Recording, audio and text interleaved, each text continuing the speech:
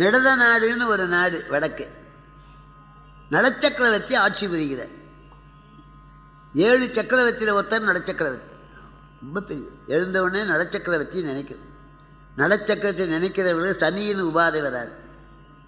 அவர் மனைவி தமயந்தி மிகப்பெரியவர், கற்பிதை. புகழேந்தி பாடுறார், தெரிவன நூல்.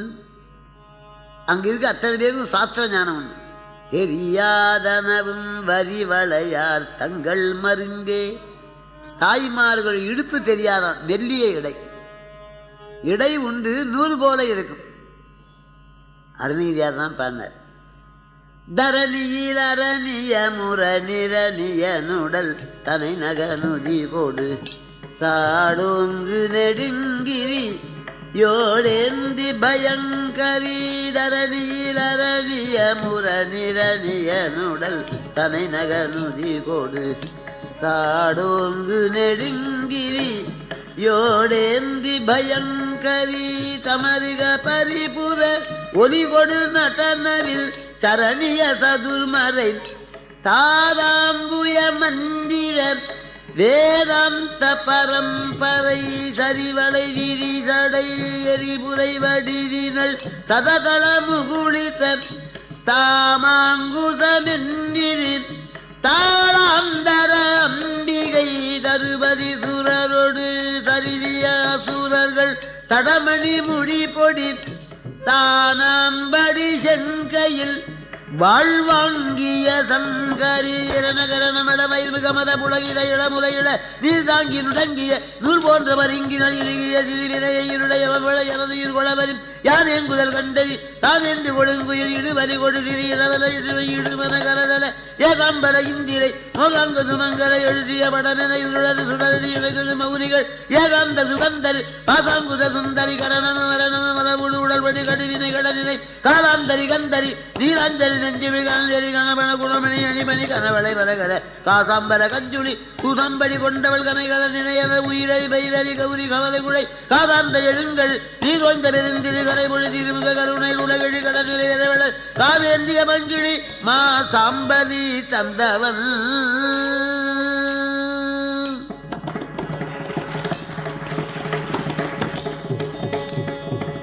இதுபோல தமிழ் 5 கண்டத்தில் அருணகிரி பெருமான் பாடியர் நமக்காக பாடு.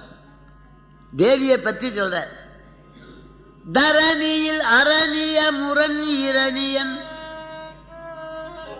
வேதம் நம்முடைய நாட்டுக்கு ஞான செல்வம். அந்த வேதத்தை மறுத்தானவன். தரணியில் அரணிய முரண் இரணிய நுடல். அவன் நகத்தில் கண்ணாராம் பெருமாள், முளத்தண்டு கல்வன். தரநீர் அரணிய முரணிரணிய நுடதரை நகனுதி கொடு சாடொங்கு நடுங்கிரியோடென்று பயங்கரி தமருக பரிபுர ஒலி கொடு நடனவில் சரணிய ஒருமலை தாதாம்புய மந்திர வேதாந்த பரம்பரை சரிவள விரிசடை எரிபுர வடிவிரல் சததளமு குடிது தாமாங்குதிருந்திரு தாளாந்தர அம்பிகை தருபதி சுழருடு தருவிய சுழகு தடமணி முடிபொடி தாமாம்படி செங்கையில் வாழ்வாங்கி தங்கரி இரண கிரண மடமையில் மிகமத புலகித இளமுறை இளநீர் தாங்கி நுடங்கிய நூல் போன்ற மருங்கு. மருங்குன்னா இடுப்பு, நூல் போன்ற மருங்கு. அதுதான் புகழேந்தி நலவெண்பாதிலே தெரியாதனவும் வரிவளையார் தங்கள் மருங்கு. அப்படி சிறந்த நகரம் நெடத நாடு மாவிந்தபுரம். நாடு நெடத நாடு மாவிந்தபுரம். இது தமிழ்நாடு, இது தலைநகரம் மதுரை. இப்போ சென்னை. சென்னை பெரிய டவுன் மட்டுமல்ல, பாடல் பெற்று. மயிலாப்பூர் பாடல், திருவத்தியூர் பாடல், திருவல்லிக்கேணி பாடல், நம்ம கல்சாமி கோயில் பாடல். இது ஒரு ஸ்தலம். அந்த மாவிந்தபுரம் அங்கே எப்படி ஜனங்கள் வாழறாங்களாம். திருந்து கல்வியோர் படித்தவங்களாம் திருந்தி வாழறாங்க. திருந்து கல்வியோர் சிவகதி விரும்புவோர் தெய்வ மருந்து கண்டு எதிர்வாரென மனைதோறும் விருந்து கண்டு உபசரிப்பவர் விரதியர் தானம் இருந்து வாங்கிட சென்று சென்று ஈபவர் பலரால். நீங்கள் என்னமோ சிவாலயம் கட்டுவதாக நான் கேள்விப்பட்டேன். 10,001 வச்சு சென்று கொடுப்பாங்க. அந்த மாவிந்தபுரத்தை ஆட்சி செய்தார் நலச்சக்கரவர்த்தி. திருமணம் ஆகாதவர், மக்களுக்கு தொண்டே மகாதேவன் தொண்டு. சேரிகளுக்கு போய் சேரி வாழ் மக்களுக்கு கருணை காட்டு, ஆத்தங்கரையில் இருக்கிற ஏழை மக்களுக்கு கருணை காட்டுவார். கருணாமூர்த்தி. அவர் ஒரு நாள் மாலை நேரம் அரண்மனை நந்தனவனம், பசும்புல் தர, மலர்கள் பூத்து குலுங்குகின்றன, இயற்கை அழகு கொழிக்கின்றது. அங்கே போய் தாமரை குளம், அதன் கரையிலே நீண்ட கரம், அகன்ற மார்பு, உயர்ந்த தோள், சாமுத்திரிகா லட்சணம், கருணையே வடிவானவர் அந்த குளக்கரையில் உலாத்துவர். அந்த குளத்திலே தாமரை ஒரு பொன் அன்னம் இருக்கு, பொன் அன்னம். கோல்டு மீன் கேள்விப்பட்டிருப்பீங்களே, செக்கச்சிவேன்னு தங்க நிறமை. அந்த அன்னத்தை வேடி பற்ற போனார், அது எழுந்து இன்னொரு தாமரையில் உட்காந்து. அப்படி பற்ற போனார், எழுந்து இன்னொரு தாமரையில் அன்னம் வாழும். பிடிக்க போனார், இவருடைய முயற்சி பறிக்க. அண்ணன், என் நாட்டிலே வெஜிடேரியனை தவிர நான் வெஜிடேரியன் கிடையாது.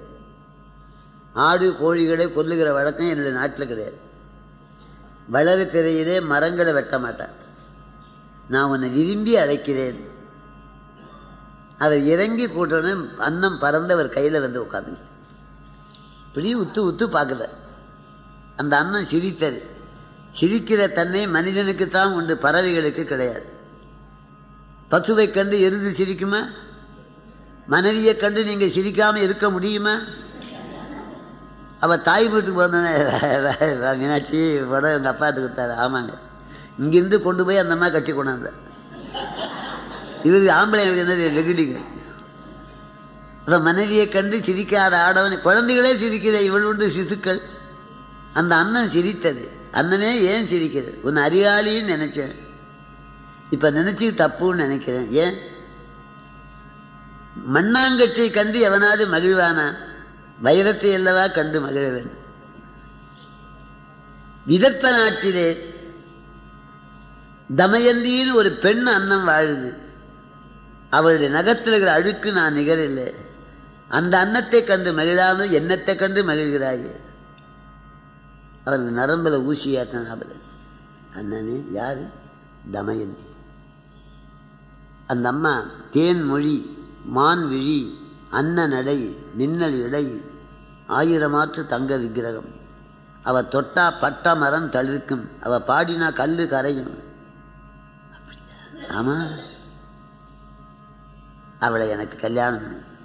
அவ்வளோ சுலபமாக முடியுமா? நீ கொஞ்சம் கடவுளை வேண்டிக்கோ. திருச்செந்தூர் முருகனை தியானம் பண்ணு. அந்த ஆண்டவன் கருணை துணைச்சு. அந்த பறவை பறந்து போயிடுச்சு, அன்னப்பறவை. அங்கே போயிடுச்சு விதர்ப்பனார். தமயந்தி தோழிகளோடு அரண்மனை நந்தவனத்தில் வந்து விளையாடுகிறாள். அந்த குளத்தில் இந்த அண்ணன். அந்த அம்மா பற்ற போனால் போய் அங்கே உட்காந்து பிடிக்க போனால் இங்கே வந்து, அண்ணனே எங்கிட்ட வரமாட்டியா? மாட்டேன். ஏன்? நான் சத்திய உலகத்தில் பிரம்மாவுடைய கையில் இருந்து விளையாடுவேன், அமராவதி நகரத்தில் இந்திரன் கையிலிருந்து விளையாடுவேன், மண்ணுலகத்துக்கு வந்தால் நலச்சக்கரவர்த்தி கையிலிருந்து விளையாடுவேன். நலச்சக்கரவர்த்தி கையில் இருக்கிற நான் உன் கையில் இருக்கிறத? வர்ண தகட்டிலே வைக்க வேண்டிய மாணித்த மண்ணாகட்டிலே வைப்பத? கொஞ்சம் நில்லு. யாரு? நலச்சக்கரவர்த்தி. அவர் எந்த பக்கம் போனாலும் பார்க்க வேண்டும் என்று தானே 4 முகமாகிறார் பிரம்மா. அவர் அறிவு நமக்கு இல்லையா? குன்றி விட்டார் அகத்தியன். அவருடைய படிப்பு நமக்கு இல்லையா? புத்திரவை மறைஞ்சுவிட்டார் வால்மீகி. அவர் அறிவிலே சிறந்தவர், பொறுமையிலே சிறந்தவர், குணத்திலே சிறந்தவர், நடையிலே சிறந்தவர், ஒழுக்கத்திலே சிறந்தவர். அவர் கல்யாணம் ஆச்சா? தேவி கொண்டாலும் கொள்ளலாம், பெண் கொள்ளல் ஆகாதேன்னு அவர் யாருக்கும் சொல்லிவிட்டாங்க. பெண்ணுன்னா பிடிக்காது. அப்படி சொல்லக்கூடாது. நீ சொன்னதிலிருந்து எனக்கு அவரை நினைக்கின்றவரும் அழலில் வச்ச மெழுகு போல உள்ளம் உருகுது. அவரை எனக்கு நீ நாயகனாக செய்தால் ஒரு 1000 கோயில் கட்டின புண்ணியம் வரும். சரி, நீயும் கொஞ்சம் வள்ளி நாயகியை வேண்டிக்கோ. வள்ளியம்மா தான் அனுக்கணும். அங்கிருந்து நலனிடத்திலே போய் தமயந்தி உன்னை விரும்புகிறார். அவர் சுயம்வரம் வைத்தான் ராஜா. தமயந்தி நளனுக்கு மாலையிட்டால் திருமணம் நிகழ்ந்து தான் வரலாறு. நளராஜாவுக்கு தமயந்தி பெருமையை சொல்லி அவன் உள்ளத்திலே காதல் தீ மூடுமாறு செய்து, அதே போல தமயந்தியுடைய பெருமையை நளச்சக்கரவர்த்திக்கு சொல்லி அவர் விருப்பத்தை மூட்டி, அது ஏதாவது கமிஷன் ஏஜெண்டா புரோக்கரா, என்ன காரணம்? அதுதான் முற்பிறப்பின் கதை. இமாச்சலத்தின் அடிவாரத்திலே ஒரு 40-50 மைலுக்கு அடர்ந்த வனம், திக்கான பாரஸ்ட். அந்த கொடிய வனத்திலே ஒரு வேடர் பெருமான் வாழுகிறான். ஆகுகன்னு பேர். ஆகுகன் அவன் முதிய விலங்குகளை கொல்ல மாட்டான், நோய்வாய்ப்பட்ட விலங்குகளை கொல்ல மாட்டான், குழந்தையாயிருக்க மிருகங்களை கொல்ல மாட்டான், மக்களுக்கு துன்பம் செய்கிற விலங்குகளை கொன்று சுட்டு தின்று வாழு. அவன் ஒரு குகையில் வாழ்கிறான். அவருடைய மனைவி ஆகுகி, அருந்ததி போன்ற கற்புள்ளவர். எந்த குலமாய் இருந்தால் என்ன, ஆகுகன் ஆகு. அவர் இல்லறமாகிய நல்லறத்தை அந்த குகையிலே நடத்துகிறார். பகலெல்லாம் வேட்டையாடுவார். ஒரு நாள் மணி 6 காமாதி அறுபகையும் என்ற முனிவர் அங்கே வந்தார். இரவிலே விலங்குகள் இறை தேடுகின்ற ஆபத்து. இந்த ஆகுகன் என்ற வேடன், சுவாமி இந்த காட்டுக்கு நீங்கள் ஏன் வந்தீங்க? ஒரு 50 மைல் போனாதானே காட்டை கடக்க முடியும். இப்போவோ பொழுது போச்சு, ராத்திரியில் தான் கொசுக்கள் வரும், மூட்டை பூச்சி வரும், விலங்குகள் வருமே சுவாமி, சீக்கிரம் வருக வருக என்று அழைத்து கொண்டு போய் தான் குடியிருக்கிற குகையில் உட்காரு. அந்த அம்மா நமஸ்காரம் பண்ணார். அப்பா உன்னுடைய மனைவியா? என் வாழ்க்கை துணை. ரொம்ப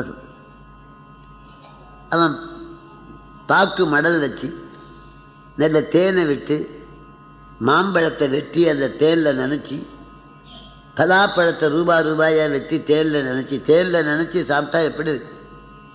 அந்த முனிவருக்கு பழங்கள் கொடுக்கும். முனிவர்கள் பழங்கள் சாப்பிடுவாங்க. இப்போ பழங்கள் சாப்பிடலாம்.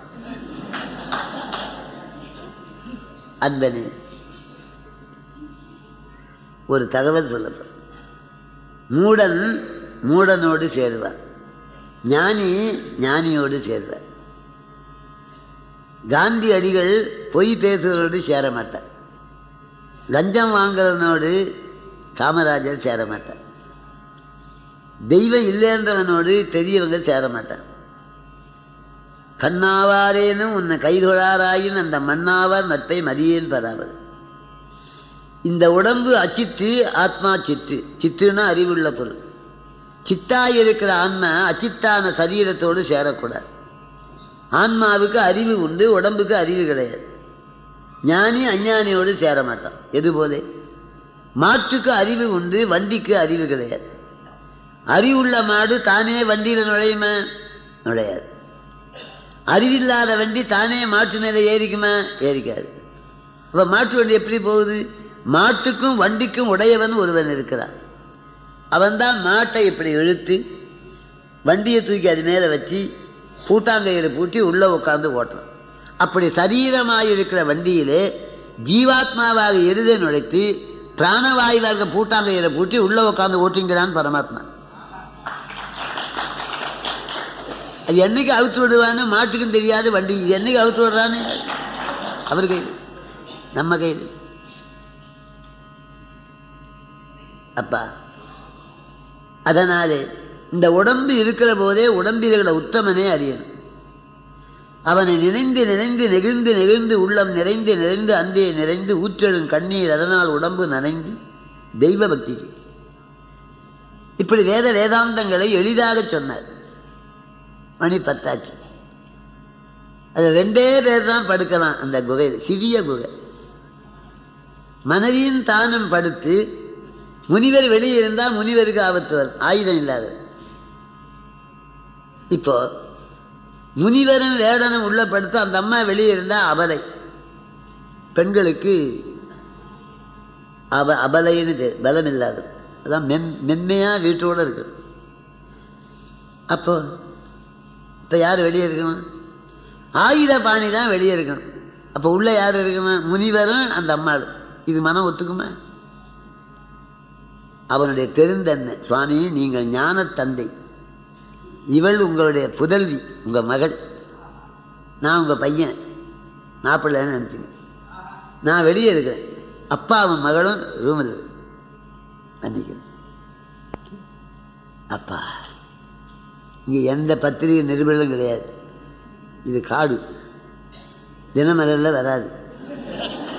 சாமியார் அம்மாவோட படுத்திருந்தாருன்னு ஒத்தனை போட மாட்டேன். நீங்கள் உள்ளே படுது, பெண்ணே அப்பாவோட படுத்து, கதவை சாத்தி 2 பேர். இப்படி இந்த ஞானி படுத்தால் இந்த அம்மா அவ அக்னி கற்புத்தி, கணவன் திருவடியே நினைந்து நிம்மதியாக தூங்கிவிட்டார். ஒரு பெண்ணு அருகில் இருக்கின்றால் என்ற எண்ணமே இல்லாமல் காமாதி 60 வென்ற பரமஞானி. ஓம் சிவாய நம, ஓம் சிவாய நம, ஓம் சிவாய நம. முனிவர் தூங்கிட்டார். அவன் வெளியே நிற்கிறான் ஆயுதபாணியா. இல்லை, நேரம் ஆக ஆக கொஞ்சம் டிரைவரே தூங்கி விடுறாரு. அப்படி அந்த குகையின் பாறையில் அப்படி சாஞ்சான், தூங்கிட்டு வில்லு கீழே விழுந்துச்சு. இறை தேடி வந்த கொடிய சிங்கம் ஒரே அறையா அரைஞ்சி அவன் உடம்பிலே பாதியை தின்னுட்டு பாதி எரிஞ்சிட்டு போச்சு. விடிகாலம் 5:30 மணி 6 மணிக்கு அந்த அம்மா எழுந்து வந்து பார்க்குறா, கணவனார் பிணமாயிரு. ராத்திரி 10 மணிக்கு இருந்த கணவனால் விடுஞ்சி,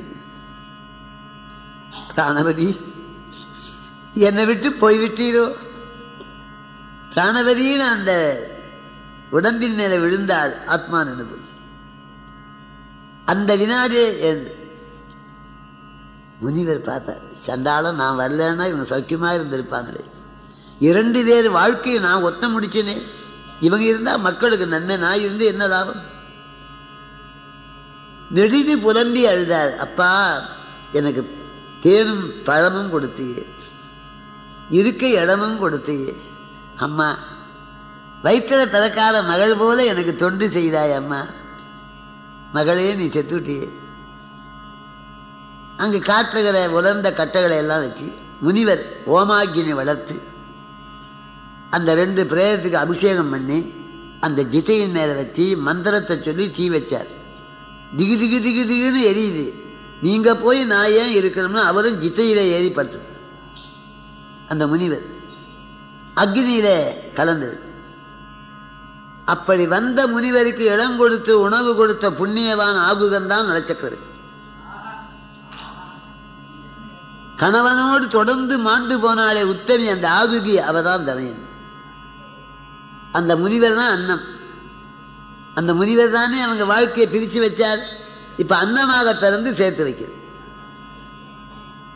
எனக்கு நிர்வாண தீட்சை கொடுத்தவர் ஈசான சிவாச்சாரியார் பழனி. இந்த வரலாற்றை நான் ஒரு முறை சொற்பொழிவில் கூறினேன். அவர் தனியாக என்னை கேட்டார், அப்பா என்னை அப்பான்னு கூப்பிடுவார். இது எங்கே இருக்குதுன்னு என் குருவுக்கே தெரியல. சுவாமி, சிவமகா புராணத்தில் இருக்குது, அந்த புத்தகமே நான் கேள்விப்படலையே. வாங்கி படிச்சுட்டு புத்தகம் திரும்பி கொடுத்தார். சிவமகா புராணம் என்ற நூலிலே இந்த வரலாறு வரும். இதை சொல்லலைன்னா வாரியார் கற்பனையாக சொல்கிறாரு என்னவாங்க இல்லையா?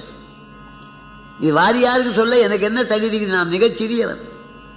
அறிவு நிறைந்த சிவபுராணத்தில் இந்த வரலாறு ஆகுகன் ஆகு முத்திரத்தின் கதை.